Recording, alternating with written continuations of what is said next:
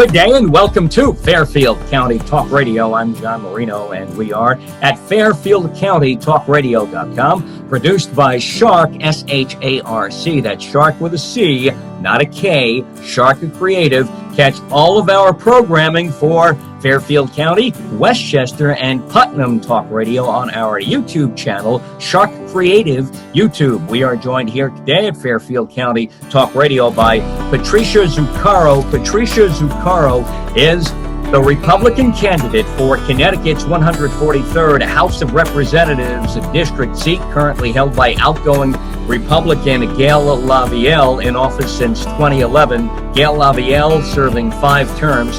We are made possible by here at Fairfield County Talk Radio by people like Entergy, the Indian Point Energy Center, right across the border in Westchester County in Buchanan. And at Indian Point, they promise to power us up all throughout our region through April of 2021.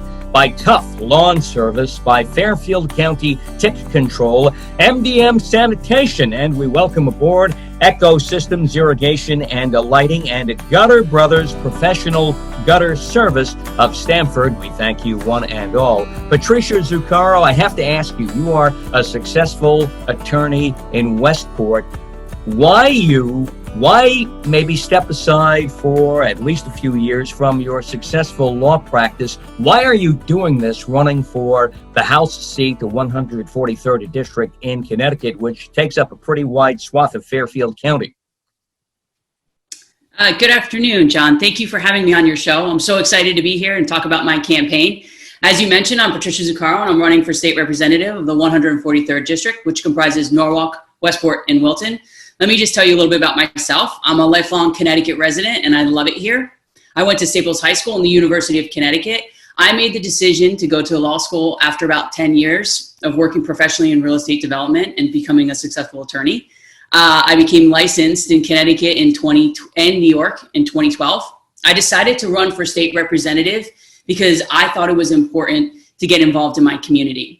This is a wonderfully challenging undertaking for me because the 143rd is a very interesting district.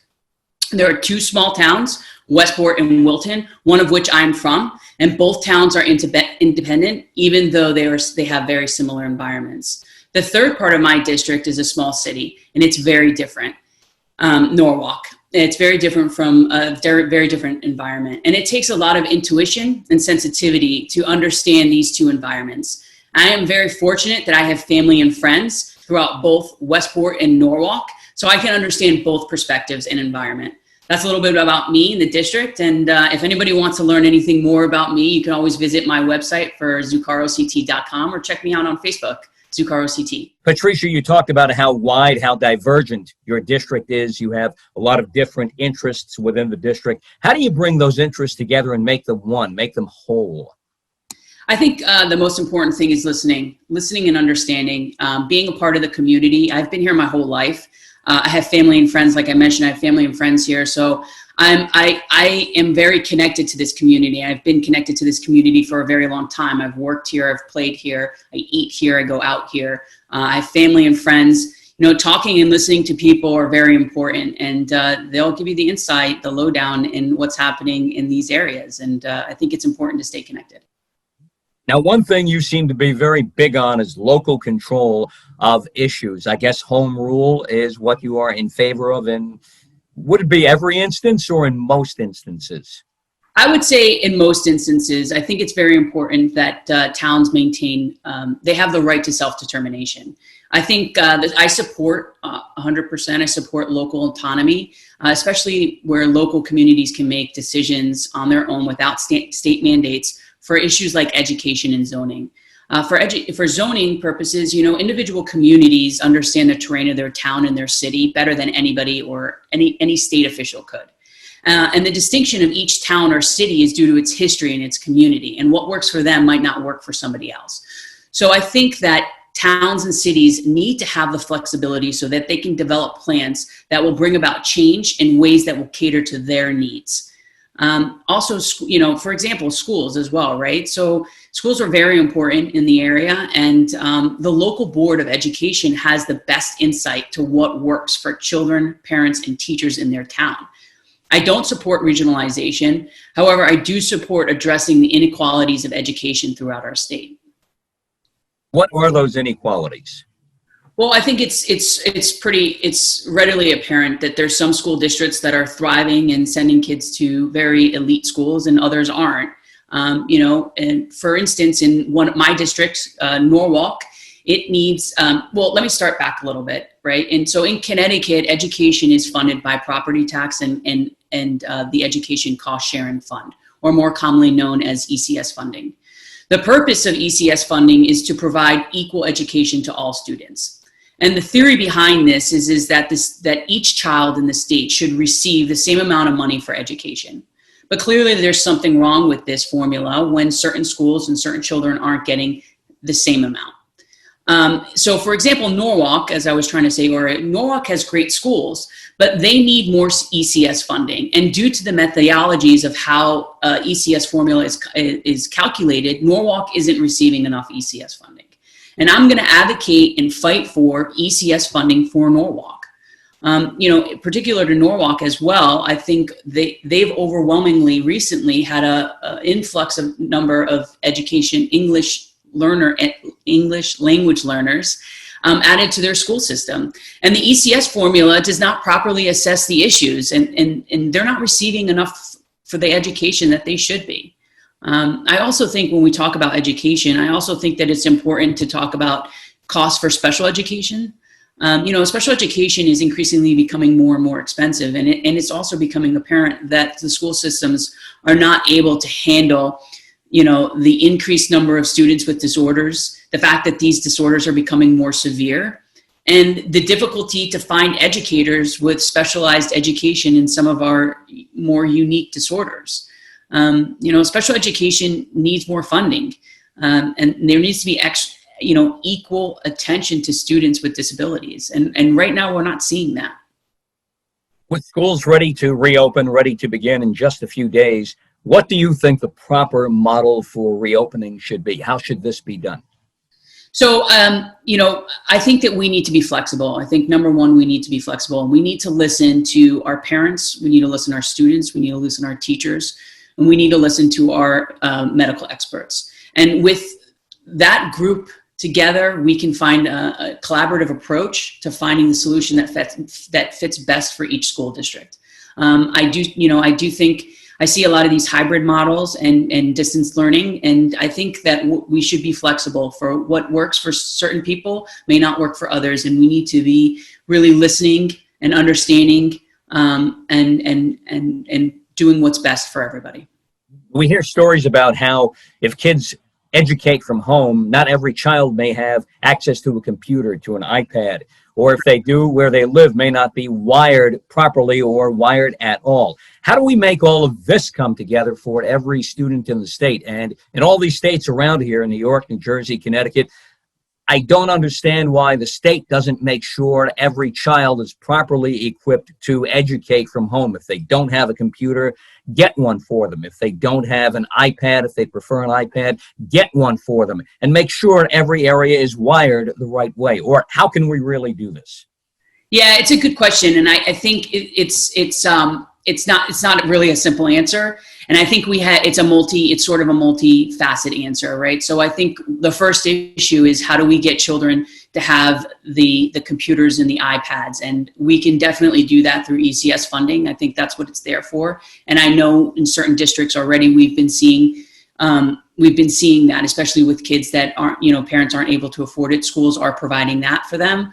The other facet of this question is really, it's a utility question, right? So how do we get utilities to be affordable sort of to everybody in the state so that we have access to the internet and telecommunications across our state? And I think that's a really, really big, important question. And I think, it's interesting because we have this whole thing going on right now with Eversource and Pura. And Pura, which is the government, is a state agency that governs over our utilities. We have been focusing on Eversource, but for many years, what's been going on with sort of our internet companies, our ISP providers, right, it's been sort of neglected. We haven't really seen a lot from the state talking about how and what we can do in order to open up the market here a little bit and maybe get other competitors or provide better services. We only have one, maybe two internet providers in our area, which, we're at the mercy of them. And that's basically, the same thing we're seeing with Eversource as well. So we need to have more government oversight into these telecommunications and these utilities so that we have better service here.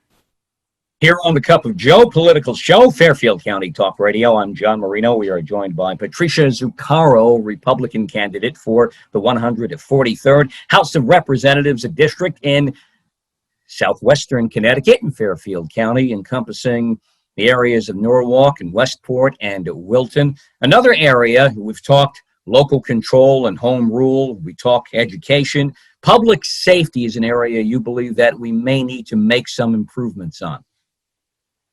Yeah, so, recently we've been having a lot of discussions regarding police accountability. And last month in the special session, the state of Connecticut passed a police accountability law, which is yet to be seen of how this bill will actually enforce police accountability. But the police accountability bill does do a couple good things. I think, however, there are two important issues.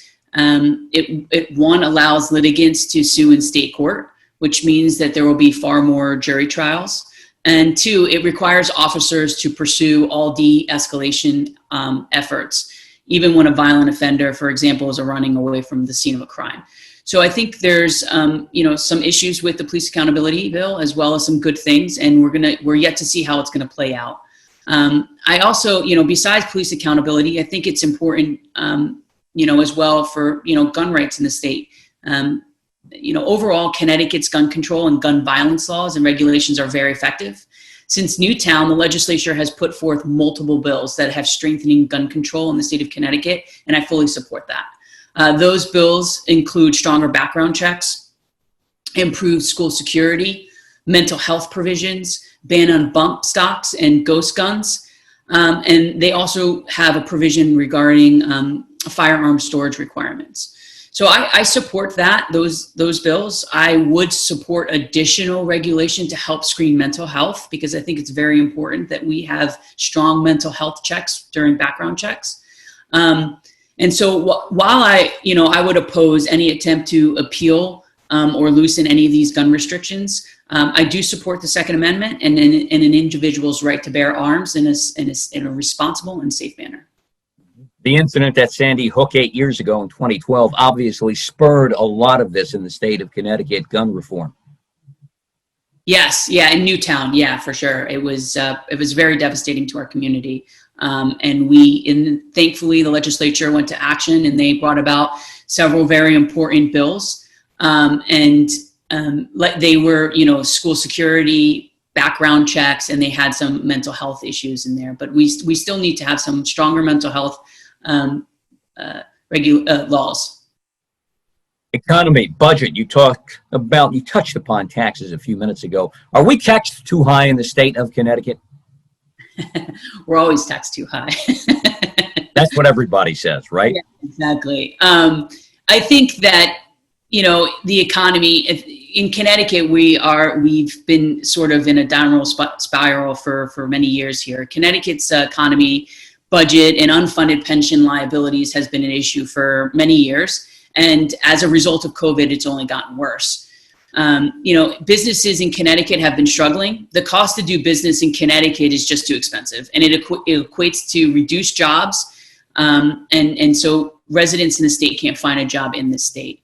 In 2019, the legislature eliminated the biannual business tax entity, which was great because it was a $250 charge on large or small corporations. It didn't matter about the size. We were equally getting assessed a $250 fee.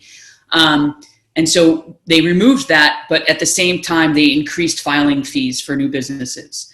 In that same year, we had another change. The income tax for businesses was increased to 6.99%.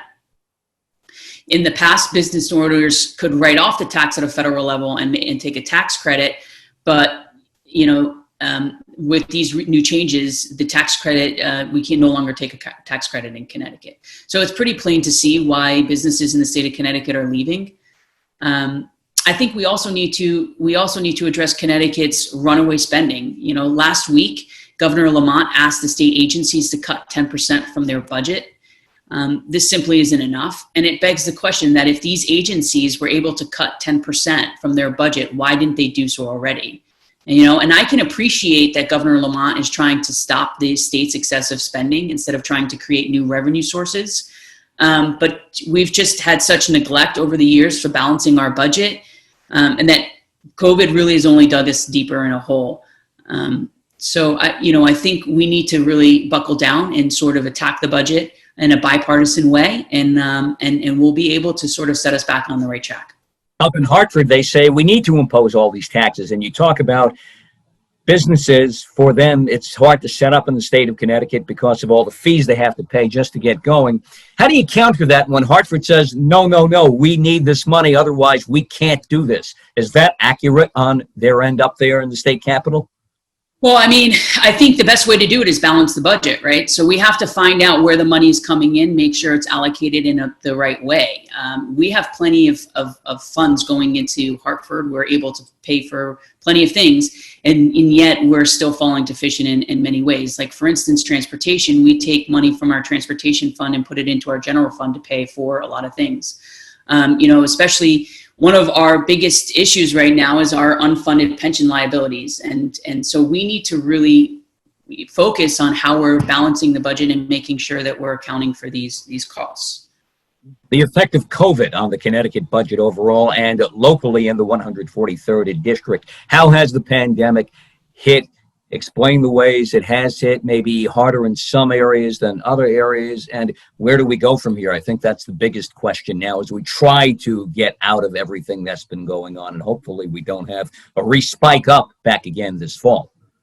Sure. Yeah, it's hard. It's going to be difficult. I think we need to, in 2020 has definitely been quite a year. And, there has been several issues that COVID has brought to the forefront that were on the back burner for some time. And it has really acerbated our deeply fiscal issues and the great disparity in the achievement in education. And I think it's important that we address the new issues that are at the forefront of conversation these days. But I also think it's very important that we don't ignore our pre-existing issues that have plagued our state. So I'm committed to working on both and finding resolutions. I think that we need to look at some of our existing conditions to help us push forward with COVID. So we need to really evaluate our budget, how we're maintaining our infrastructure, making sure we maintain local control in certain key areas. And obviously, one of the most important things is the management of our government and making sure that we have transparency and efficiency and making sure all the parts are working together for us.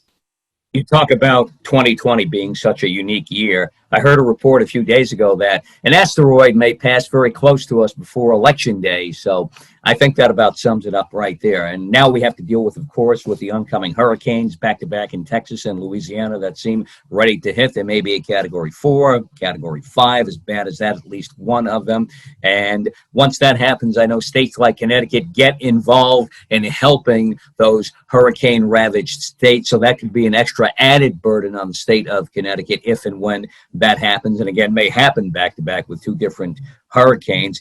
You talked about government management and efficiency. Someone may come back to you and say, you're an attorney, you run your own office, you don't run anything more than that. How would you know how to help manage a mega zillion-dollar state budget? Yeah, that's a good question. I think, my personal opinion, unfortunately, Connecticut has been mismanaged poorly, and I think there's plenty of evidence for it. I think what I would do to make things better in Hartford is collaborate with the other state representatives. I think it's important to work in a bipartisan way to get results and serve our constituents, which is what they put us in an office to do. That's our job, is to work together to find resolutions. And just to touch a little bit more on the mismanagement of government, I think that, we can see it readily apparent.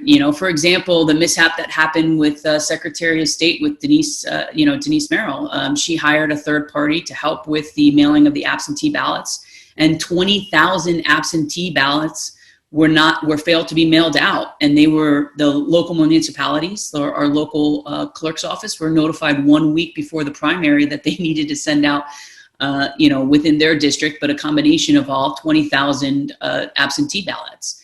I think also what happened with Eversource, the oversight, I don't know where that was. We have PURA, and the PURA is appointed by the governor's office. So we were supposed to be having oversight over Eversource, and that clearly didn't happen. I think one of the, we're talking about COVID, and I think one of the most heart-wrenching, failures that we've had this year is the mismanagement of what happened to nursing homes and assisted living. In Connecticut, nearly 70% of the deaths in Connecticut from the coronavirus were in nursing homes and assisted living communities. And yet we knew early on that the most affected by this virus would be older residents like mom and dad. And when you look at those numbers, we failed to protect them. There's so many things, there's our failing infrastructure. We talked about, the taking the mismanagement of funds and not properly allocating where the budget, where we're taking money from and what money is going into what, so that we can make sure that we're properly allocating funds. We're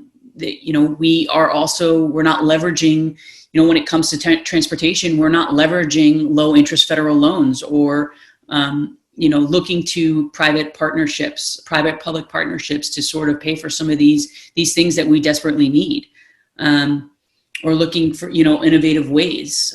I also think that, one of the biggest things here is that we're paying for employee salaries, like state employee salaries, through our transportation fund versus our general obligation fund. So things like this need to change, and we need legislatures that want change in Hartford. And that's really what Connecticut needs at this point. I mean, we've gone so long sort of on the same path that we really need change. And I think that's what I'm looking for. The COVID numbers at nursing homes, Connecticut, New York, New Jersey, all the same percentile, way up there. And we talk about responsibility, accountability. Over in New York, you see Governor Cuomo with his commission absolving himself and his health commissioner, Dr. Howard Zucker. You hear the calls for an independent investigation. Do we need to investigate independently in Connecticut to see what really happened and to make those who are responsible for what happened pay a price somehow? Well, definitely. I don't necessarily know what kind of price we can make these people pay, but I know that in Connecticut we have been, and thankfully Governor Lamont has been taking an initiative to sort of investigate as to what happened. And we really need to take a hard look and make sure that it doesn't happen again in the future. And I think that's the most important thing. But we have to also stay on top of it. I mean, it makes me go back to Eversource and this whole PURA thing. We had Superstorm Sandy. I mean, we were out me personally, I think I was out for 7 days without electricity from Superstorm Sandy. Fortunately, this time with Tropical Storm, I was only out for 3 or 4 days. But folks were out for 7 or 8 days, and it happened again. And, 5 years later, whatever time it was later, you would have thought we would have gotten better. And obviously you can't stop an outage from happening to a certain extent, right? Because we can't control what trees are going to fall down, but we can control the communication. We can control the resources. We can control other things and the infrastructure. I mean, just last week or yesterday, a part of Norwalk went out due to a storm that came by. An entire substation shut down. So, I mean, there's clearly issues with our infrastructure that we're not staying on top of. And that's the same thing. It goes back to the nursing homes and the assisted livings. We can do investigations, but if no one's going to stay there and stay on top of these things and really manage them, then we're just wasting resources and time. We need people who are going to be committed to really overlooking things and making sure we see change. We need to make sure that we address these issues and they're addressed properly. And it's a new way of doing things, I guess. Joined here on the Cup of Joe political show, Fairfield County Talk Radio, fairfieldcountytalkradio.com, produced by Sharc, S-H-A-R-C, C, not a K, Sharc Creative. Catch all of our programming, Fairfield County, also Westchester and Putnam Talk Radio on our YouTube channel, Sharc Creative YouTube. I'm John Marino, and we are Brought to you by, made possible by lots of our good friends around the area like Entergy, the Indian Point Energy Center, just across the Westchester border in Buchanan, promising to power our region right through April of 2021. Also by Good Morning Wilton and Earthscapes, Landscape Management and Development, Apollo X Pest Control, the Wilton Chamber of Commerce, and Dagny's Real Estate. We thank you one and all. Joined by Patrizia Zucaro, the Republican candidate for the upcoming election in November for the 143rd House of Representatives, a district seat in Connecticut in Fairfield County, and that encompasses the areas of Westport and Wilton and Norwalk. Gail Lavielle, five-term Republican incumbent, is stepping aside after the end of the year, and the Democratic opponent going against Patrizia Zucaro is a lady from Norwalk, and that is also Stephanie Thomas, the Democratic opponent too. Do we have any utilities that, or I should say, any utility problems that still exist after the big storm from a couple of weeks ago? I've heard of different things as to how there might be an outage here still, an outage there, or are we at this point pretty much back to normal? Eversource is telling us that we're pretty much back to normal. But again, we need to address our infrastructure needs, which don't seem to be, in my opinion, up to par. So, and I think we need to, Blumenthal raised, Senator Blumenthal raised a good idea about perhaps making them into smaller companies. And that's an interesting initiative. And I would like to learn more about it and see how that will benefit the residents. I think that having smaller local control might be better for our towns. So I would like to see more information about it, and then I can make a more informed decision. Who should get an absentee ballot for November, considering the impact of COVID and what the experts, the medical people say could still be and could still happen during the fall? It's an interesting question. In Connecticut, we've had absentee ballots. We've had it for many years. You simply go down to the town clerk's office, and if you anticipate that you're going to be unable to vote in the election, you can request an absentee ballot. So it's part of our culture here that you should be able to vote, because we find it very important. So I think that there is really no difference for COVID. I think that if people feel unsafe, they should have the ability to vote absentee.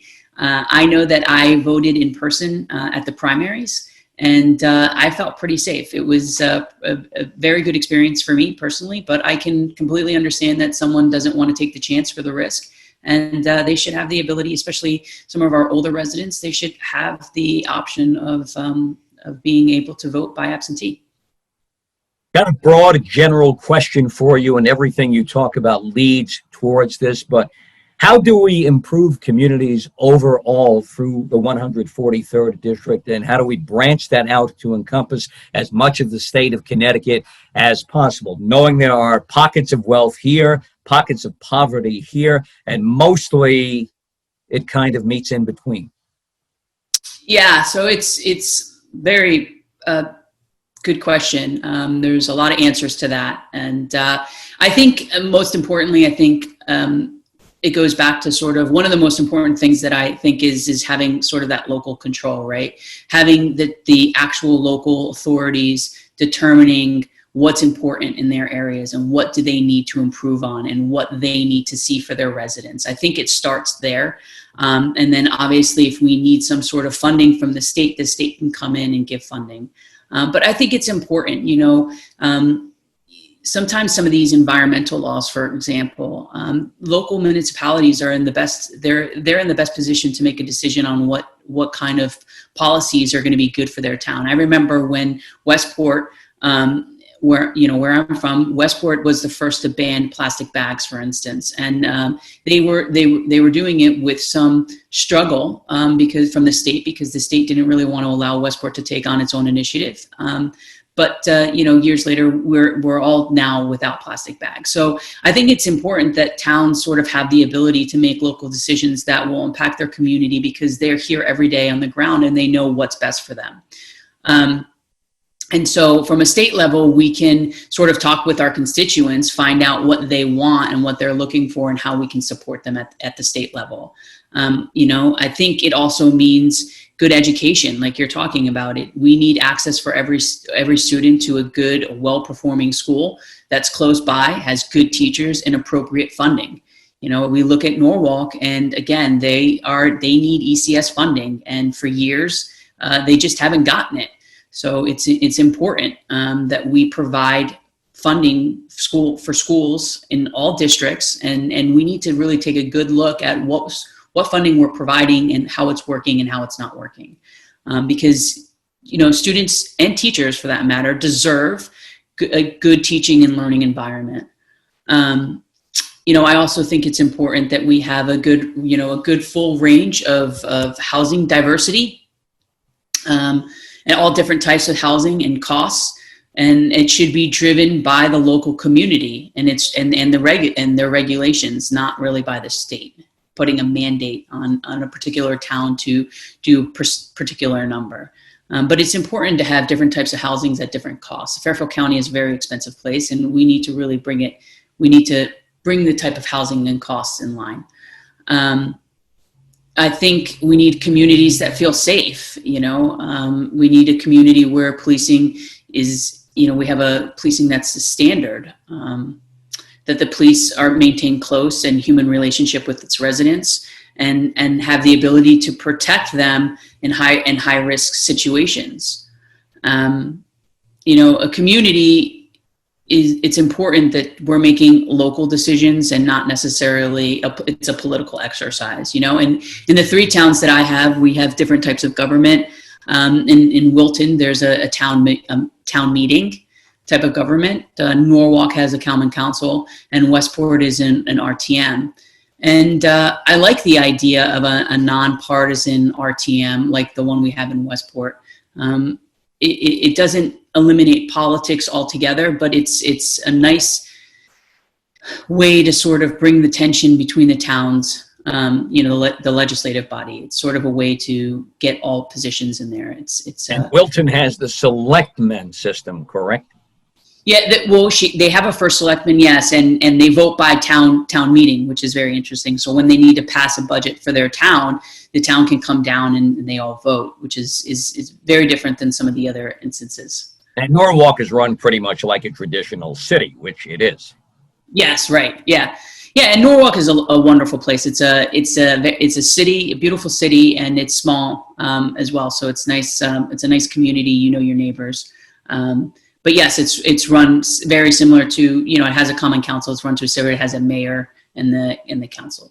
And as you pointed out, you take these 3 areas, and don't we have such divergent ways of governing in all 3 areas? You talk about trying to be bipartisan, reaching across the aisle. What do you do if you extend that hand across the aisle and the guy or gal on the other side says, no, heck, I won't go. And they just stick to what they want to do, what their platform is, what their agenda is. How do you work around that? And I'm sure you're going to find that if elected to office, that you'll have to find a way to work around that too.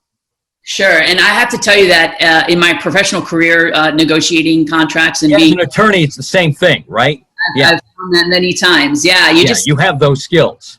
Yeah, exactly. You just got to fight harder and grind your teeth and just work more. You know, it's hard. You need to really understand what the issue is. I think understanding the way you do it is that you have to understand what's really preventing the other person from seeing your side. If you can find the common core to what their issue is, then you can work out a resolution based on what their needs are. So if for whatever reason they're dragging their feet, they might be saying A is the reason why, but really it's B. And if you can address B, then you can find the resolution.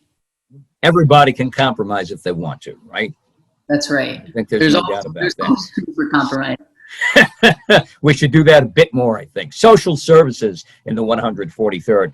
You talked about housing and other issues too. Social services, are they enough in the district? Across the state of Connecticut, are we doing our best when it comes to serving those who need to be served, helping those who need to be helped, who truly and legitimately need to be helped? Yeah, I think we're doing a good job, but there's always room for improvement for sure. And so we need to be flexible. We need to really talk with folks and see where we're failing in certain instances, and we need to be able to be prepared to address those concerns and be flexible in doing that.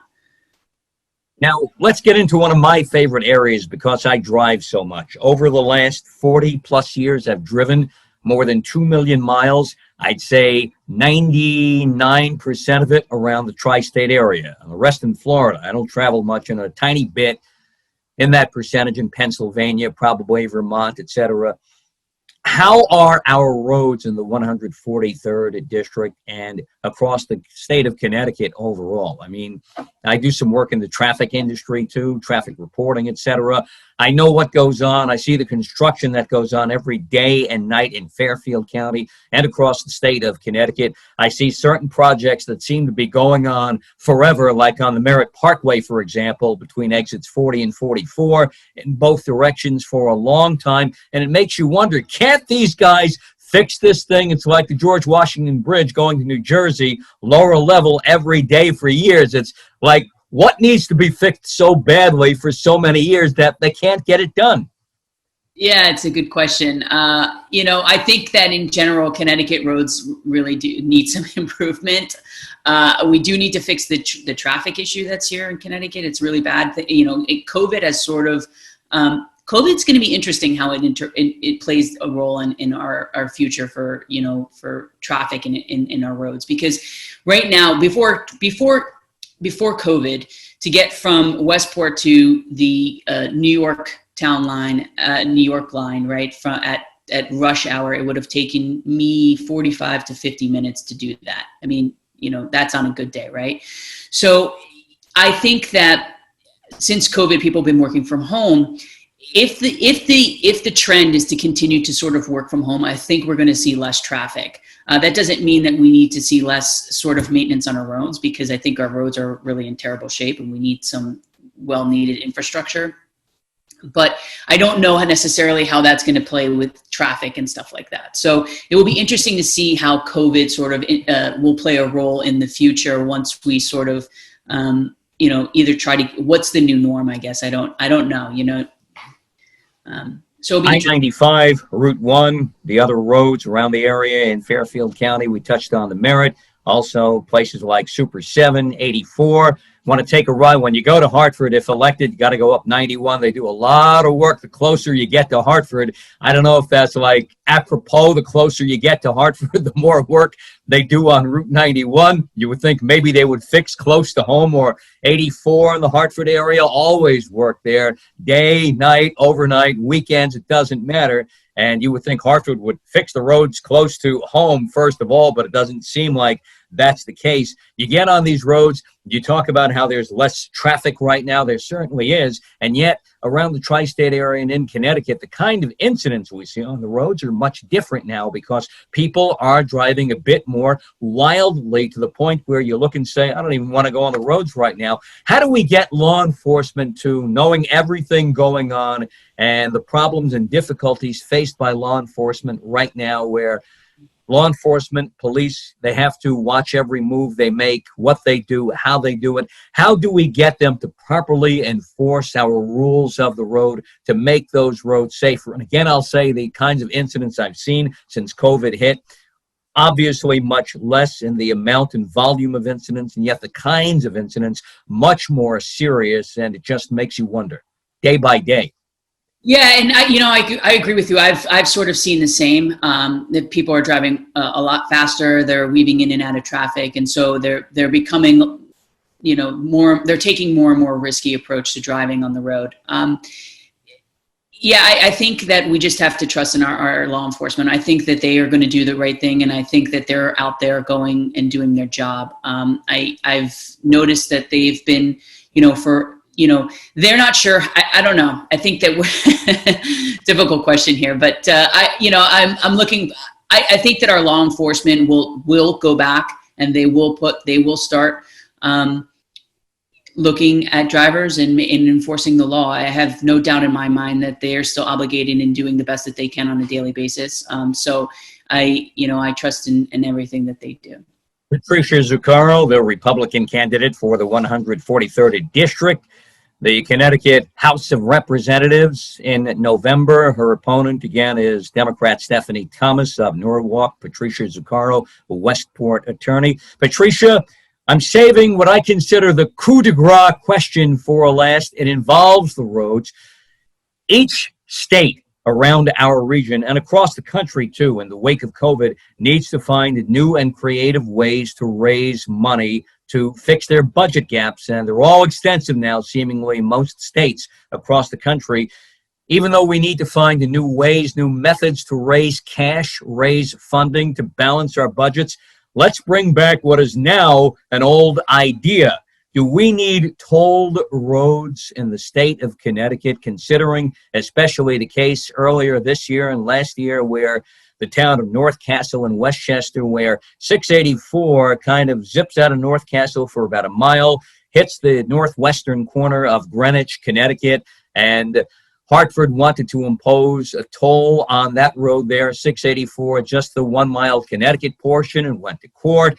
And the state of Connecticut battled the town of North Castle in Westchester, and the town of North Castle seemingly won that battle. Hartford kind of gave up the fight and said, okay, no tolls. And yet you hear stories for more than a decade now, probably 20 years, about tolls coming to I-95, maybe to the Merritt, maybe to 84, all the way up to the Rhode Island border on I-95 in 2 or 3 different spots. Do we need this now?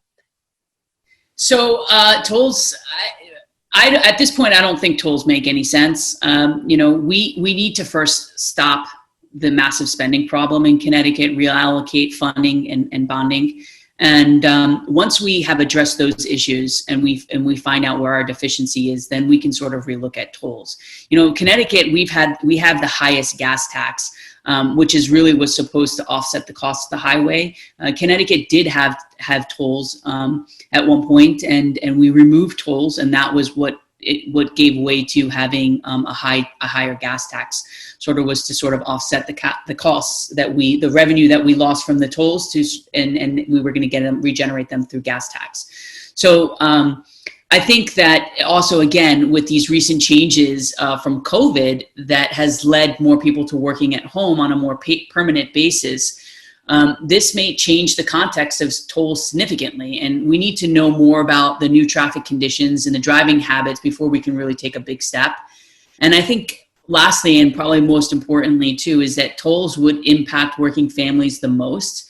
And I would like to make sure that we have evaluated all our options and we really understand what it means and how and how much revenue we're going to generate it before I would support this. I have one more potential option for you. Talk about bringing back old ideas. We have, of course, the Bridgeport-Port Jefferson ferry, and that ferry hits the southeastern portion of Fairfield County in Bridgeport.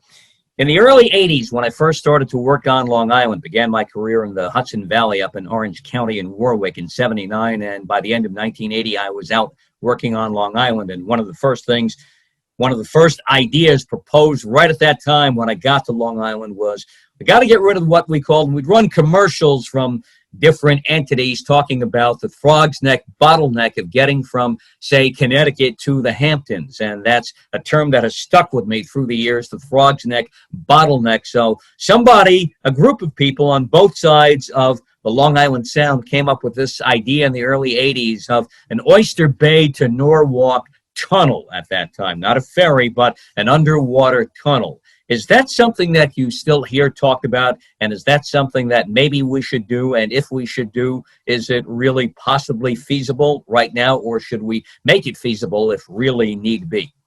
Yeah, so I think that's a great question. I have not actually heard that before, but I would love to hear more about it, to tell you the truth. I think having a tunnel, I would even like to see something like that to New York City. So have it to Long Island into New York City. I think that would be great. It would sort of offset some of these other costs that we have. And if we could sort of get a public-private partnership together and look at some of these things, I think it would be really interesting to learn more about it. And I think folks would love it. I think that getting back and forth to Long Island, back and forth to New York City in sort of more of a reasonable fashion, if it works, let's take a look at it. Since we're all seemingly going green now, how about this? Instead of a tunnel, we build a long walkway over the Sound, and hopefully we don't fall in, because we've got a lot of sharks in the Long Island Sound from what scientists tell or maybe don't tell us over the last couple of years. Water's a lot cleaner. I know 6 sharks were being tracked in the Sound a year ago. I'm sure there's more this year. You see all the sharks off of the South Shore of Long Island. Big reason why I don't go to Long Beach this summer out on the island. How about a big walkway, a big walking bridge, the way you can walk across the George Washington Bridge or the Brooklyn Bridge from Oyster Bay to Norwalk instead of a tunnel? We stay out of our cars, we get some exercise, and we go green. Yeah, that sounds great. I don't know if that's just a thought. That's why I don't work in government, because I know we can't do that. That's bit of a bridge that would be way too long, I think. So maybe not for some. If you want to prep for a marathon, you could walk across or run across a bridge from Oyster Bay to Norwalk. Patrizia Zucaro, been a pleasure to have you with us here on Fairfield County Talk Radio, fairfieldcountytalkradio.com. Patrizia, the Republican candidate against the Democrat from Norwalk, Stephanie Thomas. Patrizia, Westport attorney, Republican candidate for the Connecticut House of Representatives 143rd District in November. That district taking in Westport, also Wilton and Norwalk too. Patrizia, I want to wish you the best of luck in your race and hope we get a chance to talk again. Thank you so much. I just want to say one last thing. I just sort of as a closing remark here, and I just want to say thank you again for letting me have you on your show. This has been a pleasure.